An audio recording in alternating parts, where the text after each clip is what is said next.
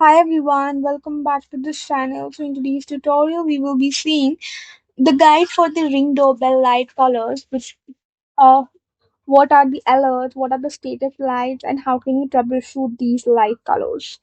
Blue light, spinning blue means the doorbell is starting up. Blue light moving upward means the doorbell is connecting to Wi-Fi.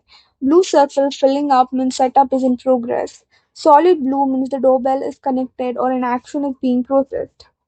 White light spinning white means the doorbell is connecting to Wi-Fi or starting setup. White light around the button means the doorbell is operating normally on some models. Red light usually indicates a low battery or setup or connection issue depending on the model. If it keeps flashing red, check the battery and Wi-Fi connection. Green light usually indicates the doorbell is charging or has completed a charging related action depending on the model. If there's no light, the doorbell may be idle, have a depleted battery, or have a power problem.